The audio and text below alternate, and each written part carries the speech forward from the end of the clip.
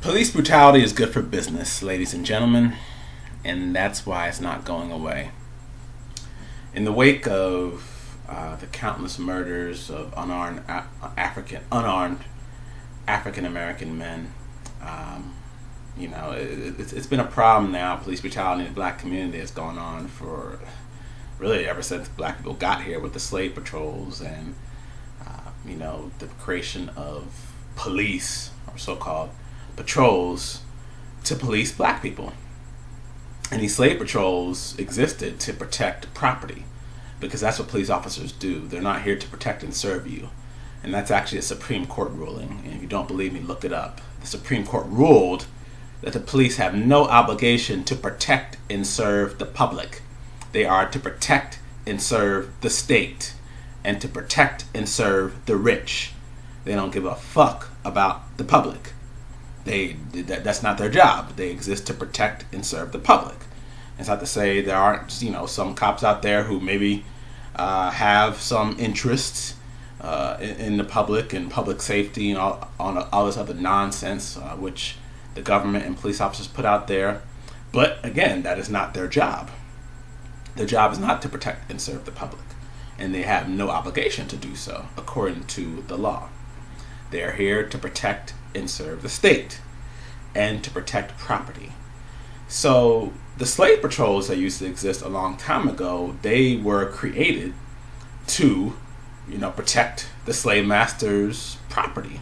So when slaves would escape, these slave patrols would go out there and retrieve the master's property.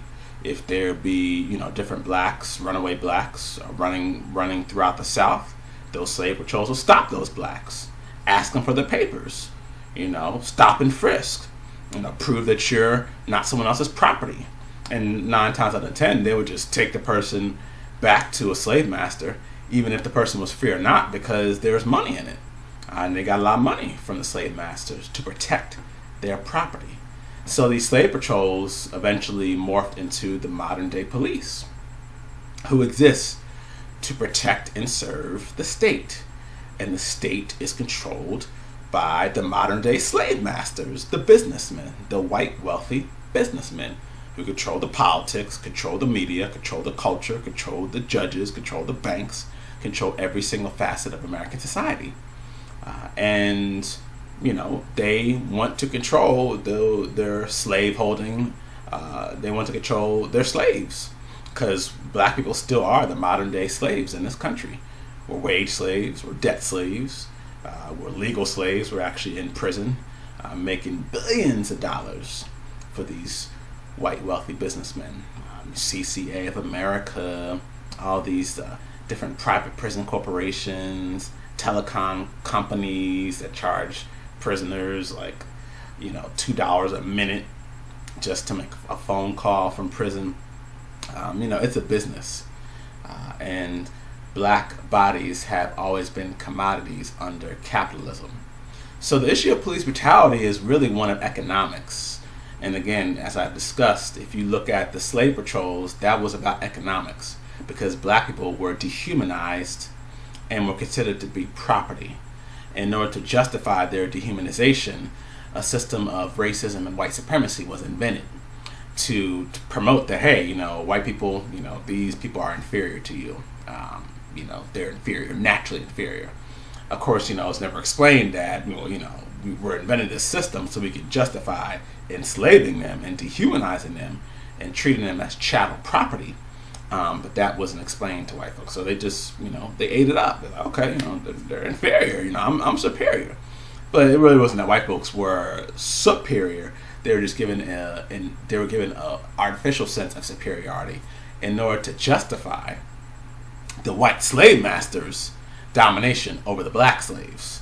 But there were still white people who were slaves, and they were kind of they were kind of known as overseers. They weren't dehumanized and treated as bad as black slaves, but a lot of white folks out there were slaves themselves, indentured servants, and they were overseers that were kind of controlling the black slaves. But they were still slaves to the ultimate slave master, just like the slave patrols were ultimate slaves to the slave master, because they're the ones that risking their lives and could potentially get killed in order to retrieve the escaped property.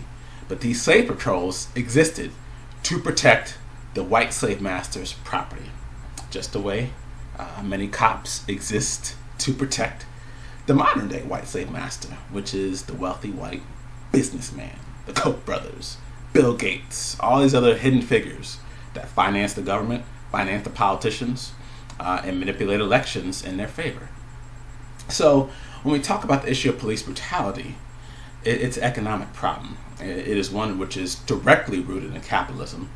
Capitalism, being created through the process of slavery, and through that creation of that system known as slavery, which was a system of economic exploitation, just massive economic exploitation, a system being invented to support that system known as racism, white supremacy.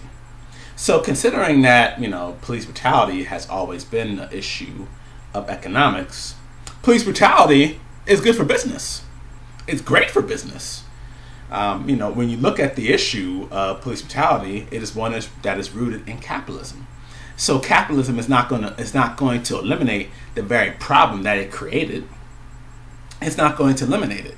It's going to profit from that problem, because capitalism is a system that creates problems to profit from them. It's not going to eliminate anything. No problem that you see in the world today will ever be eliminated under the monetary system that we live in. No problem. Not poverty, not hunger, not climate change, not police brutality. No problem. It will not be eliminated. It will be profited from and continued, because that's how money is made within this corrupt system that we live in, this corrupt economic system. So as I mentioned, police brutality, it is an issue directly rooted in essentially capitalism. If you exist within a society that is unequal, that is based upon hierarchies, and is based upon domination of one group over the other, particularly economic domination, because when you look at the world today, white folks or white families control all the wealth within this country. They control virtually all the wealth, and they have economic and thus political dominance over this country's wealth. And most of those whites tend to be conservatives, who also tend to be the most racist. So you see, again, how the problem of racism is rooted directly within the problem of capitalism, because capitalism is a problem. The people who are the biggest conservatives are the so-called biggest defenders of the so-called slave market. I call it slave market because there's no free market. It's a slave market system based upon slavery. The slave market capitalism, aka free market. They are the biggest offenders of that system, and they are usually the most violent racists. So you see how the system of capitalism and racism directly intertwines. So again, if you're looking at the situation of police brutality in the black community, it is one that's directly rooted in income inequality, number one. The fact that you have so much crime in many black communities is because of poverty. It's not because of black inferiority, because of poverty. Where there's poverty, there's going to be crime. When there's inequality, there's going to be crime. The societies that are most unequal, i.e. America, have the most crime. And also the societies that are most unequal also have, some of the biggest militaries in order to, and domestic militaries, i.e. police, in order to control all of the negative ramifications which come about of living society that's based upon just rampant capitalism, rampant income inequality, and rampant poverty, which America has on all three levels.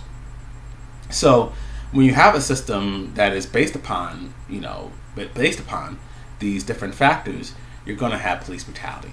You're just going to have it, because it's based upon hierarchy, and hierarchies are based upon dominance. And one way to dominate people is to use violence against them. So this whole issue of police brutality has gotten a lot of attention, and what's the solution that's been proposed? Oh, we're going to give police officers body cameras. We're going to give them body cameras to make sure we hold them accountable. Well, if that was a solution, then Eric Garner, would have some justice, some legal justice, because there can be no justice ever be brought about by the criminal injustice system. You can't have justice, when a person loses their life, because you can never bring a life back. So there can only be legal ramifications or punishment for that particular so-called crime, but you can't bring that life back. The life is gone, and and the children and the family of Eric Garner will have to suffer for that for the rest of their lives, that they can't enjoy their father's life and their loved one's life. So there is no justice that will ever be brought about within the system. So the solution, we got to outfit them with cameras. Okay. Now, mind you, like I said, police brutality is rooted in the system of slave patrols, which was created through the system of capitalism, which is based upon slavery. So black people were considered in that system to be inferior, which created the system of racism, which, again, is the true problem here. If that was, an issue, a lack of cameras, then, the cop who put Eric Garner within an illegal chokehold, would be in jail now. But he's not. He was acquitted because of the system of racism, white supremacy, which again goes back to the system of slavery. Okay? So that is the solution that's being proposed. Okay, we got to lessen police brutality by giving everybody cameras. That's not going to do a goddamn thing. It's not going to do anything. Because the problem is racism, white supremacy, and capitalism. Because, again, capitalism does not want to see police brutality go away. It is a problem that is to be profited from. And all the money that's being spent on these cameras is going to benefit some organization. And guess who it is going to benefit? The same company that makes tasers. Because essentially that's supposed to be being proposed here. They are technological fixes to the problem of capitalism and racism, white supremacy. Technological fixes. They're not going to fix anything, but they're trying to use technology to address a problem which technology or a lack thereof did not cause. It wasn't because a lack of cameras that Eric Garner is dead. That has nothing to do with his death. He was killed by a racist cop. End of story. That's why he's dead. Okay, he was killed because of the culture that we live in. The racist and white supremacist culture that we live in. End of story. Okay, he was killed because, or he was initially approached because he didn't have a license to sell cigarettes. Okay, and the fact that he didn't have a license was implemented by Rudy Giuliani because certain merchants within New York wanted to eliminate their competition. Again, getting into capitalism, they wanted to eliminate their competition in order so they could have monopoly within the streets of New York. So people like Eric Garner wouldn't impede upon their market share. So they went to Giuliani and said, okay, get rid of all these street vendors out here. So Giuliani said, okay, that's no problem. We'll create a law known as broken windows. So anyone who sells cigarettes on the streets, who panhandles, who wants to, wash your car really cheap, homeless people, we're going to arrest them and put them in jail. Oh, and, by the way, people that we're putting in jail, oftentimes poor, so, they don't have much, but we're going to put them in a jail owned by a rich businessman. So that rich businessman will get to pay them 20 cents an hour, to build panties for Victoria's Secret. So again, you see the connection here. The connection all boils down to capitalism along with the toxic mixture of racism. So the reason why these technological fixes won't work is because they're not addressing underlying issues. They're not addressing the root of the problem. But they will benefit the company that makes tasers. And tasers were a new technological fix to the problem of police brutality. It's assumed, okay, well, we don't want cops to shoot people as much, so we'll give them tasers. So what do cops do now? Because, again, they're still operating with those same conscious or unconscious biases. They're just going to tase people repeatedly and say, oh, well, I didn't mean to kill him. I just tased him 20 times, but since tasers are a non-lethal weapon, I didn't mean to kill him. I had no desire to kill him. When, if you look at the fact that tasers are an electrical weapon, okay, they electrocute people. How in the hell can you say that tasers are a non-lethal weapon? If I put someone's finger in a socket, okay, and just put their finger into a socket, I would probably be convicted of first-degree murder, because the prosecutor would say that my intent was to kill that person. So how in the hell can you electrocute somebody and you do not have intent to harm them physically or to not kill them? It's complete nonsense. If you use a taser on somebody, you electrocute somebody, that's going to kill them, potentially. And tasers kill a lot of people. They kill as many people as bullets. Because you're electrocuting somebody, you're stopping someone's heart. Someone gets shot, they may or may not die immediately. People get shot all the time without necessarily dying. Plenty of people have been shot 5 times. They don't necessarily die. Now they get shot in the heart. Good chance they're going to die. Not to say, that guns are definitely a lethal weapon. People know that guns are a lethal weapon, but there are plenty of people who have been shot who have not been killed, oftentimes by police. But there are plenty of people who have been tasered who have been killed because it stops your heart. And once you stop your heart, that's it. If you get shot, it doesn't necessarily stop your heart because your whole body operates electricity. So tasers are a technological fix. So they're not going to address the root problem.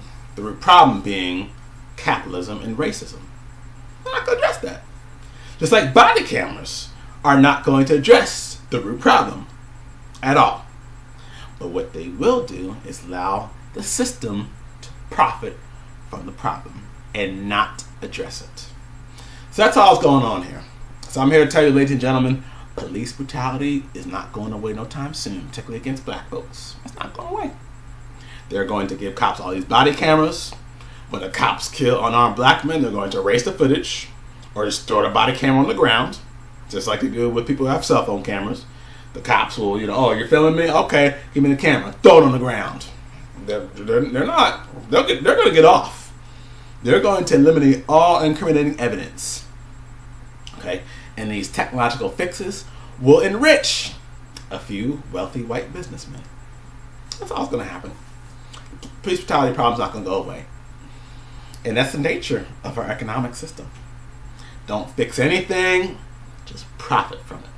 Don't fix war. No, war is good for business. More war.